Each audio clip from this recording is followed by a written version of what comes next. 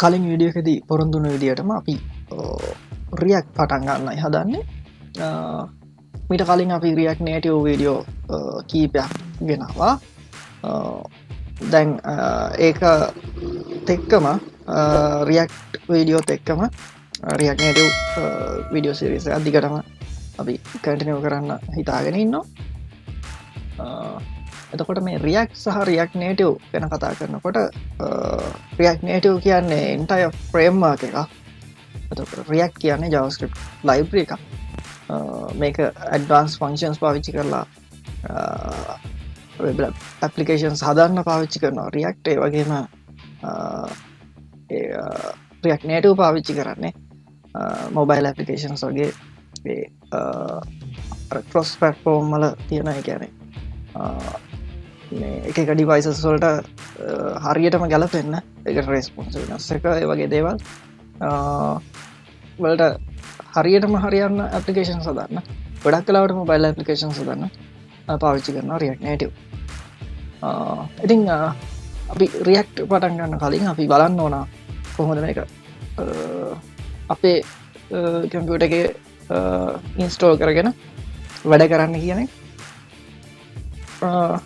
එතකොට මේ තියෙන්නේ රියක්ට් ඔෆිෂියල් රියක්ට්.js වල ඔෆිෂියල් වෙබ්සයිට් එක දැන් මේ රියක්ට්.js ෆ්‍රොන්ට් එන්ඩ් එක බෑක් එන්ඩ් එක දෙකටම පාවිච්චි වෙන JavaScript ලයිබ්‍රරි එකක් එතකොට ඒකට තව සපෝට් වෙන ලයිබ්‍රරීස් අපි පාවිච්චි කරනවා එතකොට දැන් අපි කතා කරන්නේ රියක්ට් ප්‍රධාන කරගෙන බෑක් එන්ඩ් එක ලයිබ්‍රරීස් වලින් ඊළඟට ස්ටයිලින් ලයිබ්‍රරීස් ඒ වගේ වෙනස් දේවල් කොහොමද මේ රියක්ට් එක පාවිච්චි කරන්න විශේෂයෙන්ම ඩේටාබේසස් කොහොමද පාවිච්චි කරන්න කියන එක අපි ඉස්සරහට කතා කරන්න බලාපොරොත්තු වෙනවා ඉතින් රියක්ට් අප් එකක් ඉන්ස්ටෝල් කරන්න මුලින්ම ඉල්ලනවා මෙන්න මේ ප්‍රීරික්විසිටි එක තියෙනවා ඒ කියන්නේ NodeJS ඉන්ස්ටෝල් කරලා තියෙනවා එතකොට මේ NodeJS වෙබ්සයිට් එකේ ගියහම මේක බලා ගන්න පුළුවන්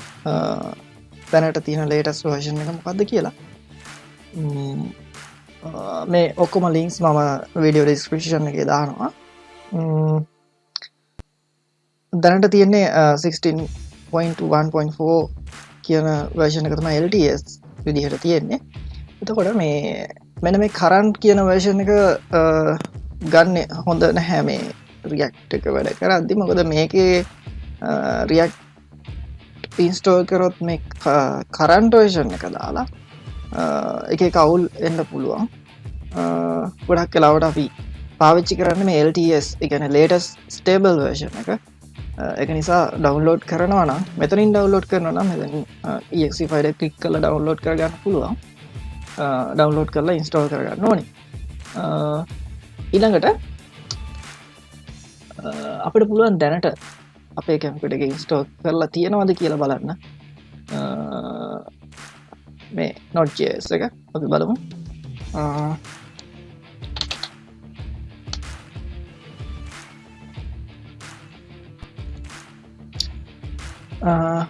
අපිට පුළුවන් දැනට NodeJS ඉන්ස්ටෝල් කරලා තියෙනවද කියලා බලන්න node-v ගහලා බලනවා දැනට මගේ කම්පියුටර් එකේ ඉන්ස්ටෝල් වෙලා තියෙන version එක 64.1.1 කියන version එක අපිට මේක අප්ග්‍රේඩ් කරගන්න පුළුවන් latest version එකට දැන් ඔයාලගෙත් සමහරක් විට කලින් මේ node version එකක් ඉන්ස්ටෝල් කරලා තියෙනවා නම් ඒක අප්ග්‍රේඩ් කරගන්න විදිහ මම දැන් පෙන්නන්න ඊළඟට මේ අපිට මෙතන prerequisite එකේදී ඉල්ලනවා npm version එකත් මේ node එකත් එක්කමයි එන්නේ එතකොට npm එකේ version එකත් අපිට මේ විදිහටම බලා ගන්න පුළුවන්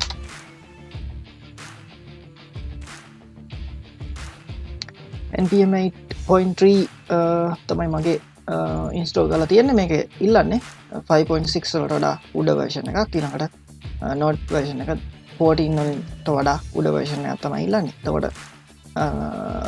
ඒ requirements දෙකම අපි ළඟ තියෙනවා එවුනට දැන් අපි මේක latest version එකට latest stable version එකට upgrade කරගන්න ඕනේ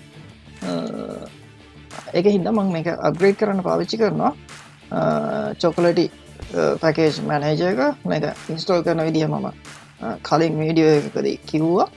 එතකොට මේකෙන් අපිට පුළුවන් මේ NodeJS එක අප්ග්‍රේඩ් කරගන්න. එතකොට මේ අප්ග්‍රේඩ් කරන්න ඕන install කරනවා නම් අලුතෙන් install කරනවා නම් මෙතනින් install කරන්න පුළුවන්. අප්ග්‍රේඩ් කරන කමාන්ඩ් එක තියෙනවා. මෙන්න මේක. එතකොට මේක කොපි කරලා ගහන්න ඕනේ කමාන්ඩ් ප්‍රොම්ප්ට් එකේ.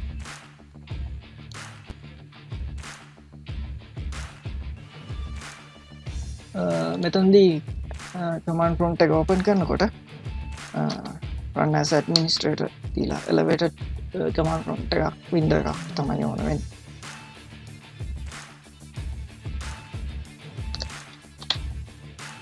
මේක අපි ගහනවා choco upgrade node.js -lts. මෙන්න මේ -lts කියන එක විශේෂයෙන් ගහන්න ඕනේ නැත්නම් අර current version එක තමයි install වෙන්නේ latest table එක නෙමෙයි. එතකොට අපි React install කරලා run කරනකොට ඒක අවුල් වෙන්න පුළුවන්. ඒ version incompatible නැති වෙන්න පුළුවන්. දැන් මෙහෙම enter කරාම මේ තියෙන Chocolatey package manager එකෙන් අපි ළඟ තියෙන Node.js version එක upgrade කරනවා. විශේෂයෙන් කියන්න ඕන දැන් මේ Choco upgrade මේ commands ගහනකොට සහ මේ Choco install වුණත් Chocolatey එකෙන් මොකක් හරි අලුතෙන් package එකක් දානකොට internet connect කරලා තියන්න ඕනේ. ඒ වගේම අපිට මේ React install කරනකොටත් අපි අනිවාර්යෙන් internet එකට connect වෙලා ඉන්න ඕනේ. මොකද ඉන්ටර්නෙට් එකෙන් තමයි ඕන කරන ෆයිල්ස් වලට ඩවුන්ලෝඩ් කරගෙන තමයි ඉන්ස්ටෝල් කරලා අපිට අදාළ ප්‍රොජෙක්ට් එක හදලා දෙන්නේ. හරි අපි Node.js එක අප්ග්‍රේඩ් කරගෙන තියෙන්නේ. මේක මම වීඩියෝ එක ස්කිප් කරා නැත්නම් ටිකක් වෙලා යනවා මේ ප්‍රොසෙස් එකට. හරි දැන් අපි Node.js එක අප්ග්‍රේඩ් කරගෙන තියෙන්නේ. මම වීඩියෝ එක ස්කිප් කරා නැත්නම් මේකට ටිකක් වෙලා යනවා. දැන් අපිට බලන්න පුළුවන් Node.js එක ඉන්ස්ටෝල් වෙලා මේ අප්ග්‍රේඩ් වෙලාද කියලා. මුලින්ම environment එක මම රිෆ්‍රෙෂ් කරනවා.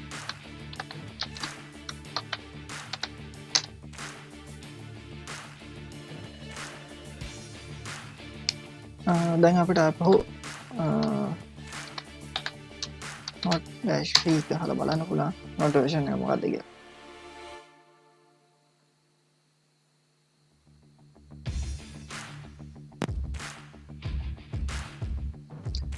ඕන දැන් අපිට latest version එක අපි ළඟ තියෙනවා. මෙතනක් තියෙන්නේ 16.14. අපි ළඟත් තියෙන 16.14. දැන් අපිට පුළුවන් React installation එකට යන්න.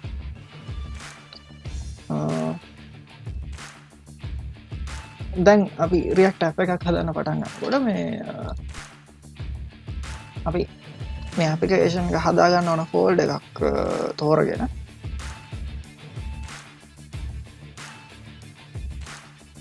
මම අලුතෙන් folder එකක් හදා ගන්නවා.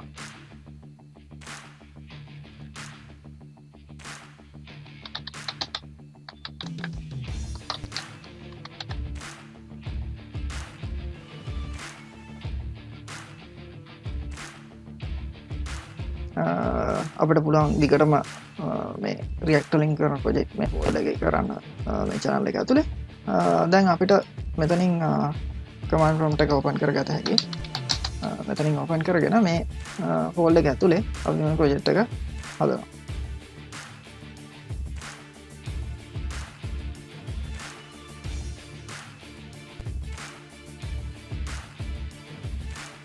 දැන් command prompt එක open වෙන්නේ මේ folder එකෙන්. ඒ කියන්නේ මම folder එක හදලා තියෙන්නේ E වල SWS React කියලා මම folder එක හදුවේ. දැන් මෙතන තමයි අපේ project එක හැදෙන්නේ යන්නේ. එතකොට අපි ගහන්න ඕන මෙන්න මේ මෙතන තියෙන command එක npx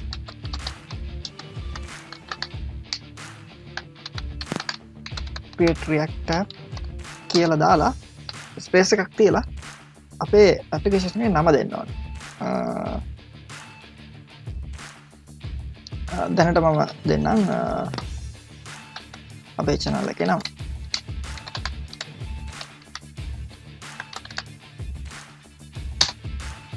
ගහලා enter කරාට පස්සේ මේක install වෙන්න පටන් ගන්නවා. අනිවාර්යෙන් අර මම කලින් කිව්වා වගේ internet connection එක තියෙන්න ඕනේ. internet connection එක සමහරක් වෙලාවට drop වුණොත් හදිසියව disconnect වුණොත් මේ process එක fail වෙනවා. එහෙම වුණොත් අර මේ project එකේ හැදෙනවා folder එකක් මෙතනදී. අපිට ඒකත් බලා ගන්න පුළුවන් වෙයි. මෙහෙම තියාගත්තට පස්සේ මෙතන automatically folder එකක් හැදෙනවා.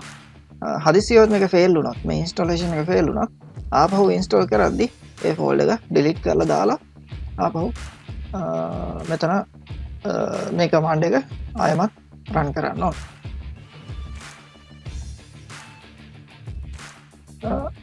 දැන් මෙහෙම අපේ command එක ගැහුවට පස්සේ අපෙන් අහනවා මේ create react app කියන එක run කරන්නද ඕනද කියලා. ඒකට y අකුර ගහලා enter කරන්න ඕනේ.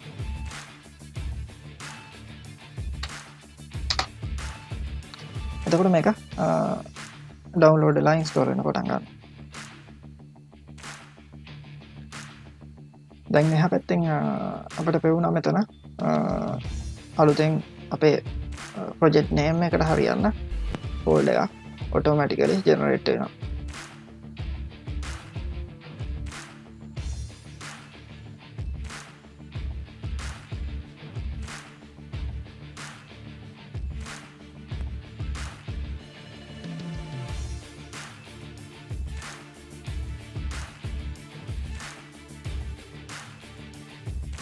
මෙන්න මේ විදියට ඉන්ස්ටෝලේෂන් එක ඉවර වෙනවා. එතකොට අපිට කමාන්ඩ්ස් කීපයක් මේ විදියට පෙන්නනවා මේ අපි කොහොමද මේ ප්‍රොජෙක්ට් එක ටෙස්ට් කරන්න රිවිව් කරන්න ඊට පස්සේ බිල්ඩ් කරන විදිය වගේ කමාන්ඩ්ස් කීපයක්.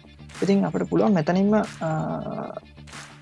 මේ ප්‍රොජෙක්ට් එක මේ ප්‍රීවිව් කරලා බලන්න. දැන් හැදිලා තියෙන මේ React project එක අපිට preview කරගන්න පුළුවන්. ඒකට අපිට මුලින් මේ හදිච්ච folder එකට මාරු වෙන්න වෙනවා.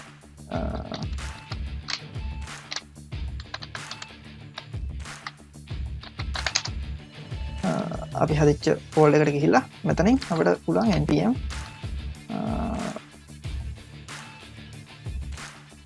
start day.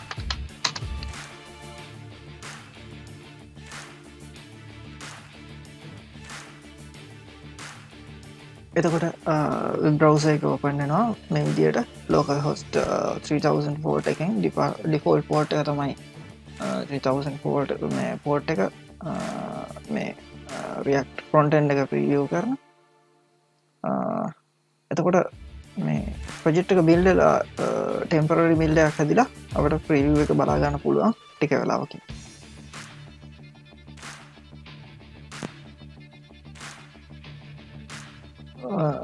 මෙන්න මේ විදියට අපිට මෙතනින් build එක temporary build එක complete වෙලා මේ වගේ preview එකක් අපිට බලා ගන්න පුළුවන්. එතකොට දැන් අපි මේක මේ course මොකුත් වෙනස් කරන්න ගියේ නෑ. අපි මේක install කරලා preview කරපු එක විතරයි කරේ.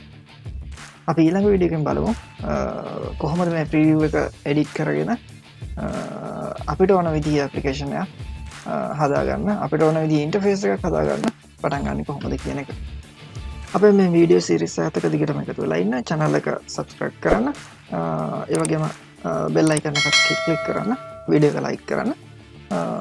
අපි හම්බෙමු ඊළඟ වීඩියෝ එකේ. එහෙනම් හැමෝටම සුබ දවසක්.